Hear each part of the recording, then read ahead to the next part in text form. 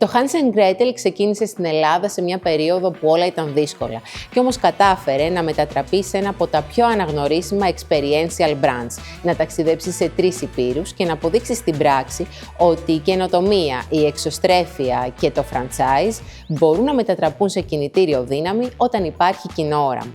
Σήμερα το brand επιστρέφει στην Αθήνα με ένα νέο επιχειρηματικό κόνσεπτ που υπόσχεται να ξαναγράψει το παραμύθι. Και εμείς είμαστε εδώ για να δούμε πώς χτίζεται μια εμπειρία που δεν μοιάζει με καμία άλλη. Καλεσμένος στο Think Big, ο Θανάσης Ανιφαντής, ιδρυτής των Hans & Gretel.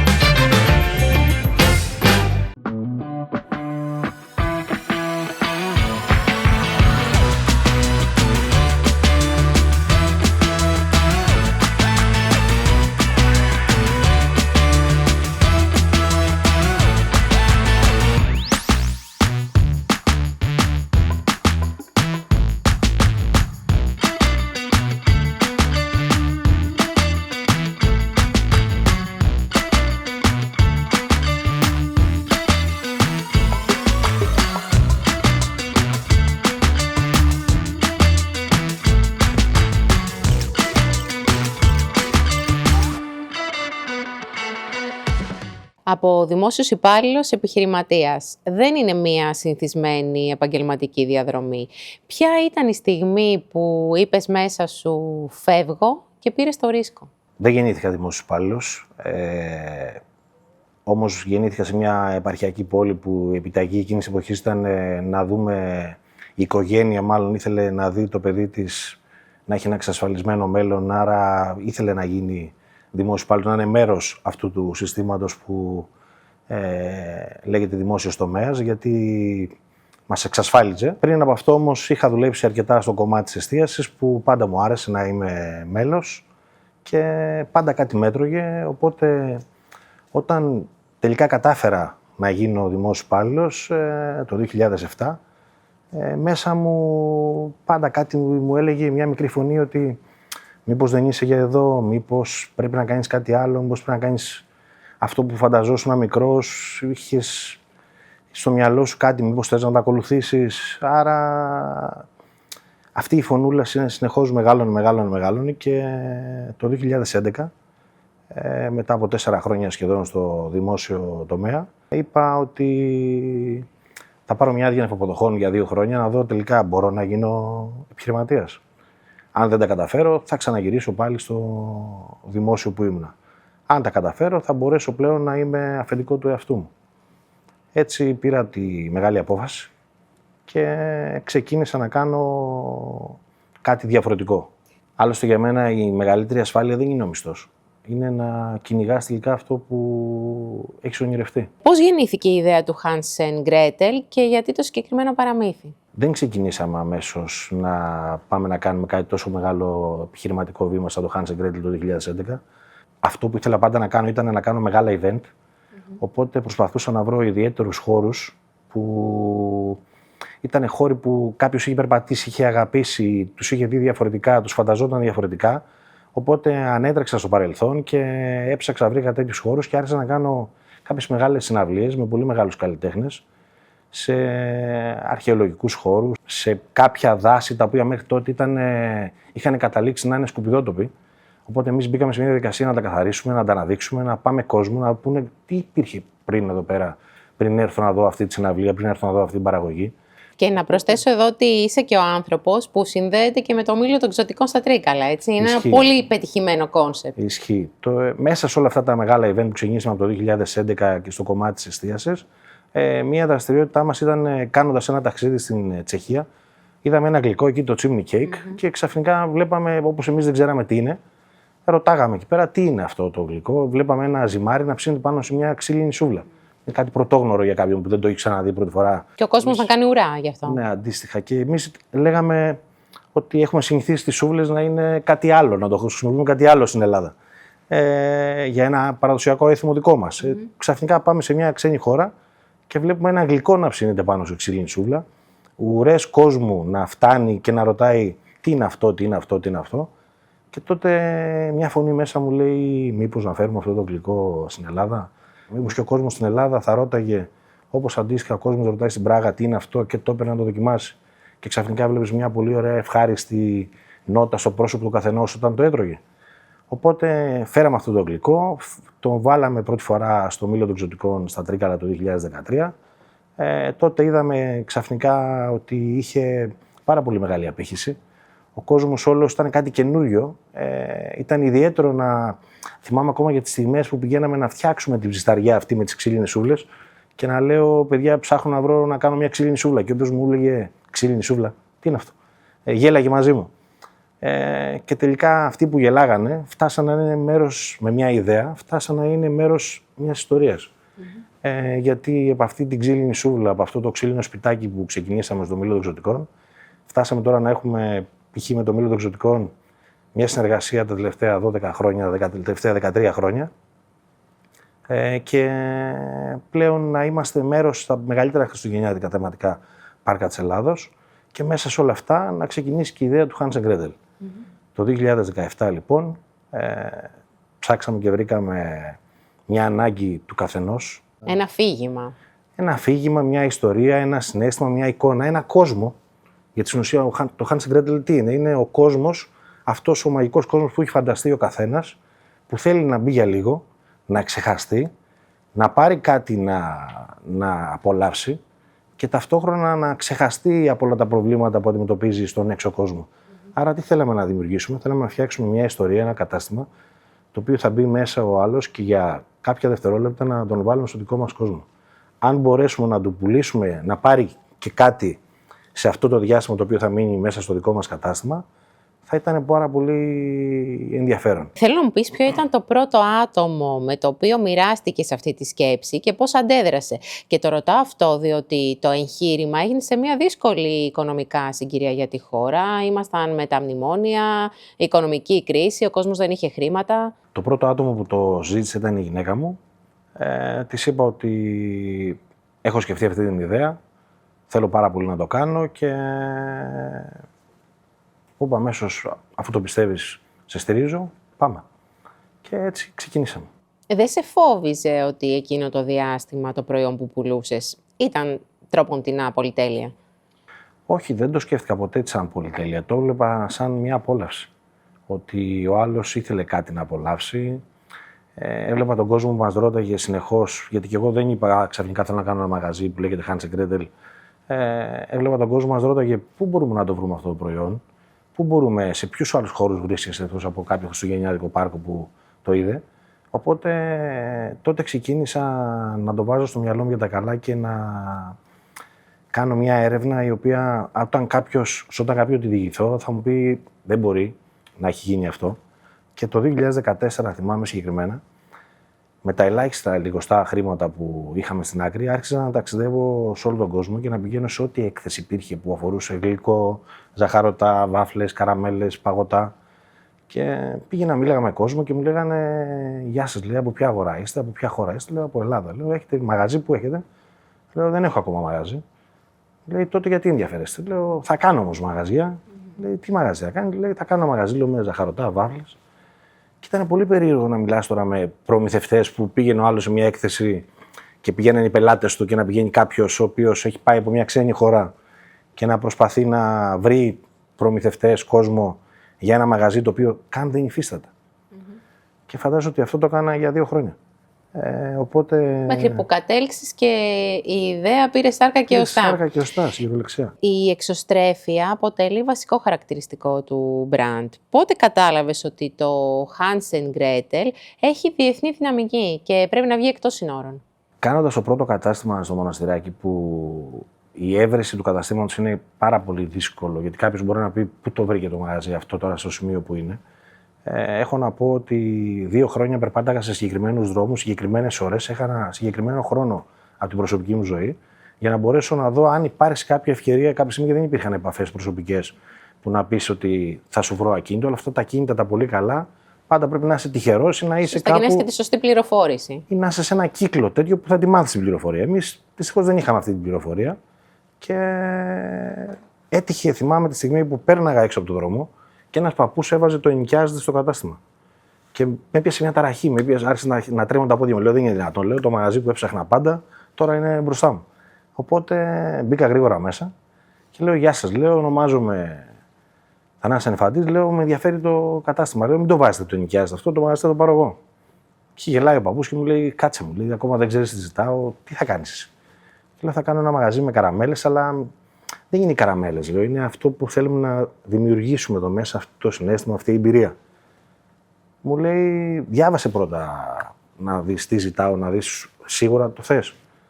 Και του λέω: ναι, του λέω: είμαι διατεθειμένος να κάνω τα πάντα για να το πάρω. Οπότε ξεκινώντας από αυτό το κατάστημα, τελικά το πήραμε, το καταφέραμε και το πήραμε.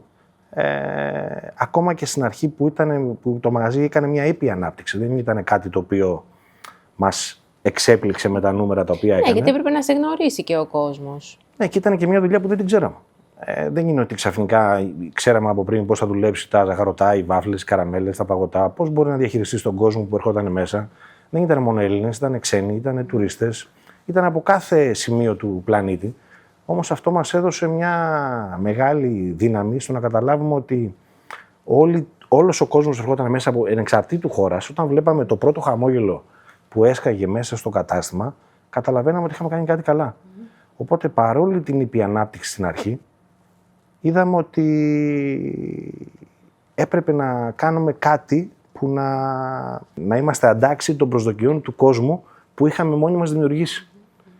Και έπαιξε καθοριστικό ρόλο, όπως αναφέρεις και εσύ, και ο τουρισμός. Οπότε ήδη είχατε δώσει μια πρώτη γεύση στον τουρίστα που έφευγε και επέστρεφε στη χώρα του. Ο κόσμος ο οποίος ερχόταν μέσα στο κατάστημα, που ήταν κόσμος από όλο τον κόσμο, μας έκανε να θέλουμε να φτιάξουμε, να δυναμώσουμε τον brand, να φτιάξουμε έναν όμιλο, να έχουμε μια πολύ ισχυρή παρουσία στην Ελλάδα και από την Ελλάδα να μπορέσουμε να αναπτυχθούμε και στον υπόλοιπο κόσμο.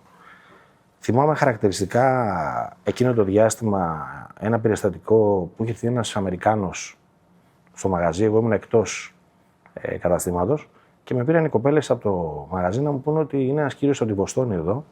Θέλει να ανοίξει στη χώρα του, στην πόλη του, στη Βοστόνη, ένα κατάστημα και δεν φεύγει αν δεν μιλήσει μαζί μας, αν δεν μας αφήσει κάτι.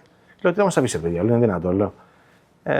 Κι όμως λέει: θέλει να μιλήσει οπωσδήποτε με κάποιον, θέλει να ξέρει ότι θα το πάρει σίγουρα μαζί, θα πάρει κάτι ώστε να του υποσχεθούμε ότι θα μπορούμε να το κάνουμε πραγματικότητα στη Βοστόνη. Και τότε, νιώθοντας αυτή την επιθυμία του άλλου να θέλει να το κάνει σε μια χώρα, όχι ή σε μια πόλη δίπλα μας, σε μια τόσο μακρινή, στην άλλη άκρη του κόσμου, που έχει άλλα βιώματα, έχει δει άλλες εικόνες, να έχει δει ένα μαγαζάκι τώρα στο κέντρο της Αθήνας και να θέλει να το κάνει, καταλάβαμε τελικά ότι δεν είναι ένα μικρό μαγαζάκι. Άρα το πρώτο κατάστημα που ανοίξατε εκτός Ελλάδος ήταν στη Βοστόνη? Όχι. Ξεκινήσαμε να κάνουμε κάποια καταστήματα στην Κύπρο το 2019. Κάναμε καταστήματα στην Αγγλία, κάναμε καταστήματα στη Βουλγαρία, κάναμε καταστήματα στην Αίγυπτο. Στη Βοστόνη είμαστε έτοιμοι να κάνουμε κατάστημα το 2026. Με το καλό, λοιπόν. Πολλοί λένε ότι το franchise είναι η εύκολη λύση. Στην πράξη, τι δίνει και τι παίρνει ο καθένας από αυτή τη σχέση και τι χρειάζεται για να μην γίνει απλώς μια εμπορική συμφωνία, αλλά να υπάρχει πραγματική ουσιαστική συνεργασία μεταξύ σας? Στη θεωρία και οι δύο κερδίζουν και οι δύο πλευρές στο franchise κερδίζουν. Ο franchisor δίνει ένα πετυχημένο concept που είναι δοκιμασμένο και θα έχει όλη την καθοδήγηση που θα μπορεί να προσφέρει στον franchisee και αντίστοιχα ο franchisee είναι αυτός ο οποίος θα βάλει το όνομά του, θα βάλει τα χρήματά του, θα βάλει τον κόπο του σε μια νέα αγορά για να μπορέσουν να μεγαλώσουν μαζί. Το franchise το πιο σημαντικό πράγμα είναι να μην βασίζεται στο συμβόλαιο. Πρέπει να βασίζεται στην εμπιστοσύνη για να μπορέσει να πετύχει. Αυτή είναι η μεγαλύτερη ουσία για μένα στο κομμάτι αυτό. Θέλω να μου πεις αν έχεις πει ποτέ όχι σε υποψήφιο συνεργάτη και αν ναι, γιατί? Έχω πει πιο πολλά όχι από ότι ναι, η αλήθεια είναι. Δεν είναι μόνο τα χρήματα μερικές φορές το να σε πείσει κάποιος ότι έχω τα χρήματα, είμαι από ένα πολύ ωραίο μέρος που ξέρεις ότι σίγουρα θα έχει πολύ μεγάλη επιτυχία το Hansel & Gretel αν γινόταν εκεί. αλλά έχει να κάνει και με τον χαρακτήρα του άλλου ανθρώπου. Με τη χημεία μεταξύ σας. Έχει να κάνει με τη φιλοσοφία του, έχεις να δεις αν η φιλοσοφία του ταιριάζει με τη δική σου. Και πολύ σημαντικό είναι να νιώθεις ότι αυτός ο άνθρωπος θα πάρει ένα δικό σου παιδί που το έχεις φτιάξει, το έχεις μεγαλώσει, το έχεις έτοιμο να το βγάλεις στην έξω αγορά. Και τι θες? Θες κάποιον να το προσέχει, θες κάποιον να το βοηθήσει να μεγαλώσει, να του δώσει καινούρια βοηθήματα σε αυτή την αγορά που πάει, γιατί εσύ δεν τα ξέρεις πώς θα είναι να μεγαλώσει στην Αμερική ή στις Φιλιππίνες ή κάπου αλλού. Άρα είσαι αναγκασμένος να εμπιστευτείς τον συνεργάτη σου. Γι' αυτό λέω ότι πρέπει να ταιριάζει η φιλοσοφία και να έχεις μια πολύ καλή χημεία κιόλας με τον άνθρωπο ο οποίος θες να κάνεις αυτή τη δουλειά και να μπορέσουν μαζί να μεγαλώσουν αυτό το πράγμα. Δεν είναι απλά να το πάρουν και να κάνουν μια συνεργασία, είναι να μεγαλώσουν μαζί. Οπότε, για να απαντήσω και στην ερώτηση που μου έκανες προηγουμένως, προτιμώ να πω ένα όχι στην αρχή παρά να πω ένα γιατί μετά. 32 καταστήματα σήμερα. 32 καταστήματα σε 8 διαφορετικές χώρες και με μια μεγάλη ανάπτυξη που έρχεται άμεσα. Πρόσφατα ανοίξαμε το τελευταίο μας κατάστημα στη Μάλτα. Έχουμε ήδη σχεδιάσει καταστήματα στη Ρουμανία. Έχουμε ένα κατάστημα στο Μπαχρέιν σε ένα καινούριο project μαζί με ένα τεράστιο παιδότοπο που γίνεται για πρώτη φορά που συμμετέχουμε σε ένα τέτοιο μεγάλο project. Έχουμε υπογράψει μια πολύ μεγάλη σύμβαση με ένα πολύ μεγάλο όμιλο, σοβαρό πολύ, στις Φιλιππίνες και είμαστε έτοιμοι για να κάνουμε το άλμα που περιγράφαμε από την πρώτη μέρα που σκεφτήκαμε την εξάπλωση του Hans & Gretel εκτός Ευρώπης, με το πρώτο κατάστημα στην Αμερική, στη Βοστόνη. Πόσο διαφορετικές, επειδή μου ανέφερες και την Ασία, είναι η Ασία και η Αμερική για αυτό το κόνσεπτ? Είναι τελείως διαφορετικές αγορές. Μιλάνε διαφορετική γλώσσα, όχι μόνο στην κυριολεξία. Είναι επιχειρηματική διαφορετική γλώσσα. Στην Ασία, π.χ., ο κόσμος δίνει τέτοια μεγάλη βάση στη λεπτομέρεια, τέτοια μεγάλη βάση στο design, οπότε πρέπει πάντα σίγουρα να κάνεις κάτι διαφορετικό. Αν πάρεις να τη γράψεις κάτι, ο κόσμος θα σε προσπεράσει. Αντίστοιχα, δε στην Αμερική, ο κόσμος κινείται με τέτοια ταχύτητα, που αν το κόνσεπτ δεν είναι τόσο δυναμικό, δεν θα κοιτάξει καν να σε κοιτάξει. Οπότε είμαστε αναγκασμένοι να προσαρμοστούμε και να εξελιχτούμε για να μπορέσουμε να έχουμε βάση σε αυτές τις νέες προκλήσεις. Ναι, γιατί νιώθεις και την έντονη πίεση του ανταγωνισμού. Επιστρέφουμε στην Ευρώπη. Εδώ η αλήθεια είναι πως το καταναλωτικό κοινό στρέφεται πια σε προϊόντα με λιγότερη ή καθόλου ζάχαρη. Πώς μπορεί να κουμπώσει ένα τέτοιο κόνσεπτ, το οποίο βασίζεται εξ ορισμού στη γλυκιά απόλαυση? Είναι αλήθεια ότι ο κόσμος αλλάζει και στρέφεται σε πιο ισορροπημένες επιλογές και σίγουρα το δεχόμαστε αυτό. Σίγουρα δεν μπορούμε, είμαστε ένα brand το οποίο έχει να κάνει με γλυκό. Άρα πρέπει να είναι ξεκάθαρο ότι δεν είμαστε για όλους και για όλες τις στιγμές της ημέρας.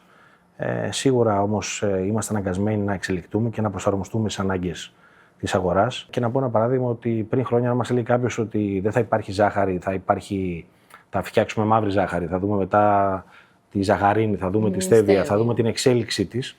Έτσι, αντίστοιχα και εμείς είμαστε αναγκασμένοι και αυτή τη στιγμή υπάρχει ένα πολύ μεγάλο τμήμα της εταιρείας που ασχολείται μόνο με αυτό, ώστε να μην κάνουμε εκπτώσεις στην απόλαυση, να κάνουμε όμως εξέλιξη στις πρώτες ύλες, ώστε να μπορέσουμε να φτιάξουμε αυτή την ισορροπημένη διατροφή που επιθυμεί πλέον ο καταναλωτής. Άρα θεωρείς ότι η απόλαυση και η υγεία μπορούν με έναν τρόπο να συνυπάρξουν στο ίδιο προϊόν?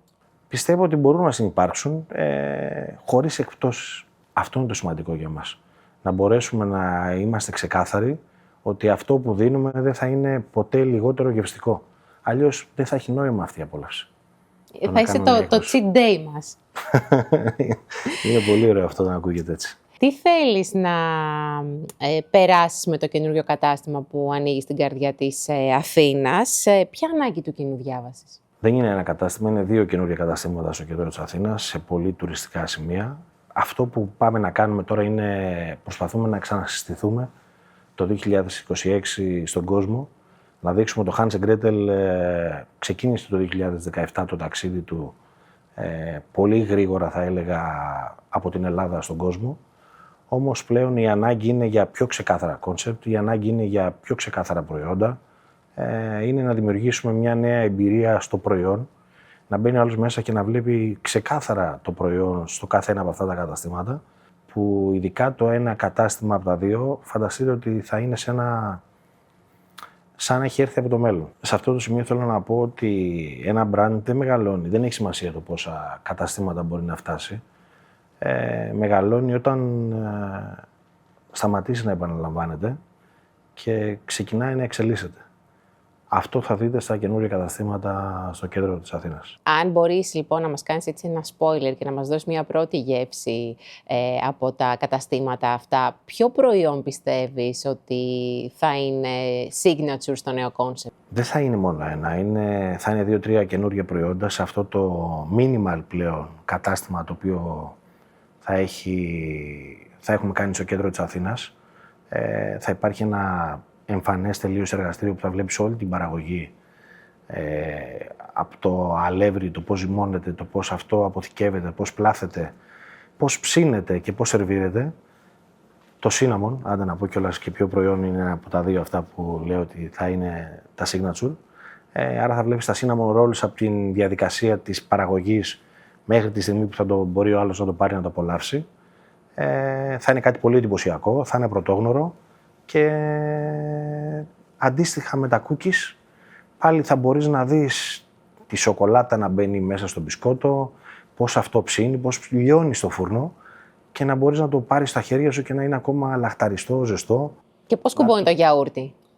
Το γιαούρτι μου έδωσε τώρα καλή πάσα, επειδή σε αυτή την εξέλιξη που περιγράψαμε πριν ότι εξελισσόμαστε, πρέπει να βρούμε προϊόντα με λιγότερη ζάχαρη, να βρούμε τα καινούργια προϊόντα τα οποία είναι must.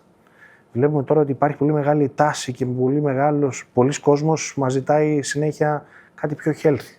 Μέσα σε αυτή την κατηγορία των healthy προϊόντων, λανσάρουμε το γιαούρτι σαν ένα επιδόρπιο με τρομερές επιλογές που μπορούμε να το συνοδεύσουμε. Άρα το γιαούρτι θα είναι το γλυκό επιδόρπιο με τις επιλογές τις οποίες μπορούμε να το απολαύσουμε. Εννοείς ότι θα μπορούμε να βάζουμε toppings? Θα μπορούμε να βάζουμε toppings, αλλά τέτοια γκάμα toppings στην οποία κάποιος θα πει τι θα ονειρευόμουν, τι θα μπορώ να φάω τώρα, γιαούρτι, ακούγεται κάπως. Αλλά λίγο υπομονή και θα το δούμε ακριβώς πώς θα μπορέσουμε να το απολαύσουμε. Είναι κάτι καινούργιο και λίγο υπομονή θα το δούμε. Ποια δεξιότητα χρειάστηκε να μάθεις από το μηδέν για την ενασχόλησή σου με το επιχειρήν? Να διαχειρίζουμε τους ανθρώπους. Αυτό νομίζω ότι είναι το πιο δύσκολο κομμάτι για έναν νέο επιχειρηματία και ειδικά όταν έχει να κάνει με κόσμο από διαφορετικά κράτη, με διαφορετικές συνήθειες, διαφορετικές κουλτούρες.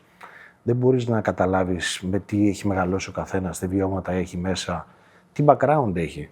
Και αντίστοιχα αυτός όταν έρχεται να κάνει συνεργασία μαζί σου, όταν βλέπει ένα project το οποίο μπορεί να είναι ήδη σε κάποιες χώρες, δεν είναι εύκολο να σκεφτεί από πού προέρχεσαι, τι αντίστοιχα εσύ έχεις από πίσω σου. Οπότε αυτή η διαχείριση των ανθρώπων νομίζω είναι το πιο δύσκολο κομμάτι σε όλο το κομμάτι αυτή της ανάπτυξης που περιγράφω. Τι σημαίνει για σένα επιτυχία? Είναι οι αριθμοί, η αναγνωρισιμότητα ή κάτι πιο προσωπικό μετά από αυτό το ταξίδι? Επιτυχία είναι πρώτα απ' όλα να αποδείξεις τον εαυτό σου ότι μπορείς να το κάνεις. Γιατί δεν είναι όλα ρόδινα. Οπότε πρώτα απ' όλα όταν έχουμε αποδείξει τον ίδιο μας τον εαυτό ότι μπορέσαμε να το κάνουμε και αυτό το ταξίδι ήταν ωραίο που το περάσαμε, είναι πολύ σημαντικό. Από εκεί πέρα το να φτάσεις σε ένα σημείο και να έχεις μια ξενιασιά στην καθημερινότητά σου, νομίζω ότι αυτό είναι και επιτυχία. Εμείς αυτό που θέλουμε να δώσουμε στον franchisee είναι να καταλάβει ότι ξεκινώντας μια συνεργασία μαζί μας, θέλουμε να φτάσει να σπαταλάει το χρόνο, να σπαταλάει όσο το δυνατόν λιγότερο χρόνο, να του δώσουμε εμείς τα εφόδια ώστε να μην ψάξει να βρει πώς πρέπει να κάνει το ένα πράγμα, πώς πρέπει να κάνει το άλλο, γιατί με την εμπειρία πλέον που έχουμε μπορούμε να τον βοηθήσουμε σε αυτό και να χαρεί αυτό που έχει φτιάξει. Γιατί σίγουρα θα χαρεί από την πρώτη στιγμή που θα ανοίξει το μαγαζί και βλέπει τον κόσμο που μπαίνει μέσα και βλέπει αυτό το χαμόγελο. Άρα αυτή τη χαρά που παίρνει από τον κόσμο, να την πάρει κατευθείαν και αυτός και να ζήσει αυτό που έχει ονειρευτεί. Και η πρόκληση είναι βέβαια πώς θα διατηρήσει όλη αυτή τη χαρά και την εμπιστοσύνη στο brand. Πώς θες να δεις το Hans & Gretel τα επόμενα 5 χρόνια? Θα ήθελα να είναι ένα truly global brand και να μπορέσουμε πλέον να είμαστε σε όλο τον κόσμο και ο καθένας κοιτάζοντας το Hansa Dietl να καταλαβαίνει ότι έχει να κάνει με απόλαυση, έχει να κάνει με εμπειρία, έχει να κάνει με ένα project το οποίο θέλει να μπει μέσα και πέρα από το γλυκό ή την γλυκιά αμαρτία, να το πω έτσι, που θα περάσει, θα πάρει μαζί του και μια εμπειρία την οποία θα μπορεί να διηγηθεί ακόμα και στα παιδιά του. Για εμάς το Hansa Dietl, όπως σας είπα, είναι μια προσωπική απόδειξη ότι μπορέσαμε τελικά αυτό το παιδί που ήθελε να ταξιδεύει, το παιδί που δεν είχε γνωριμίες, το παιδί που δεν είχε χρήματα, κατάφερε και τελικά μπήκε στο αεροπλάνο, ταξίδεψε και έκανε κάτι πραγματικά μεγάλο. Άρα αυτό είναι που θα ήθελα να δω, αυτό είναι που θα ήθελα ο κόσμος να καταλάβει, ότι πίστεψε τελικά σε κάτι το οποίο θες και κυνήγησέ το. Και θα γίνει πραγματικότητα. Τα όνειρα γίνονται πραγματικότητα καμιά φορά. Θανάση, να σε ευχαριστήσω πολύ. Καλή επιτυχία στα επόμενα βήματα και νομίζω ότι θα συνεχίσει έτσι με αυτή τη μαγική χρυσόσκονη να πασπαλίζεις την καθημερινότητά μας. Ευχαριστώ πάρα πολύ και εγώ. Να είσαι πάρα καλά. πολύ. Να είσαι καλά.